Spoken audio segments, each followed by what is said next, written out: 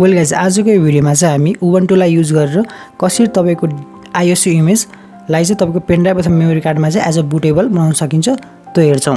कुनै पनि external software download नगरिकन तपाईको उबुन्टुमा रहेको डिस्कलाई युज गरेर आइएसओ इमेजलाई चाहिँ तपाईको पेन ड्राइभ अथवा मेमोरी कार्डमा चाहिँ हालेर अथवा एज अ बुटेबल बनाउन सकिन्छ। त्यो मेथड आज यो भिडियोमा सिक्न जाँदै छौं। त्यसको लागि सिम्पल स्टेप छ, जस्ट मेनुमा गएर डिस्क लेखेर सर्च गर्नुस्।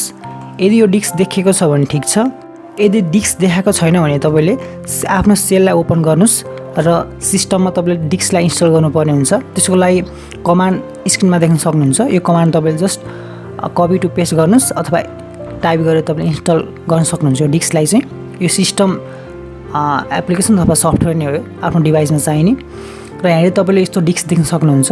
अब जस्ट यहाँनिर तपाईले आफ्नो पेन ड्राइभलाई सिलेक्ट गरेर चाहिँ माथि तीनटा डटमा क्लिक गर्नुभयो भने रिस्टोर डिस्क इमेज देख्न सक्नुहुन्छ। यहाँनिर क्लिक गर्नुस् र आफ्नो आइएसओ इमेज डाउनलोड गर्नुभएको छ अथवा कपी गर्नुभएको छ त्यो पाथ तपाईले लोकेसनबाट सिलेक्ट गरेर जस्ट यसलाई चाहिँ स्टार्ट रिस्टोरिङमा क्लिक गरिदिनुस् अनि restore गरिदिनुस्।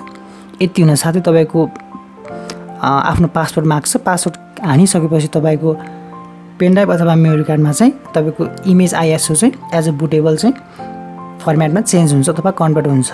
So well simple step थियो। हामी यही तरिकाले पनि सजिलोसँग कुनै पनि सफ्टवेयर युज नगरिकन हामीले आफ्नै सिस्टम थ्रु नै पेन ड्राइभ अथवा मेमोरी कार्डलाई चाहिँ एज अ बुटेबल बनाउन सकिन्छ। सो यो भिडियो आजको लागि यति नै। अर्को भिडियोमा हामी अभियसली मिल्नेछौँ। Till then stay safe.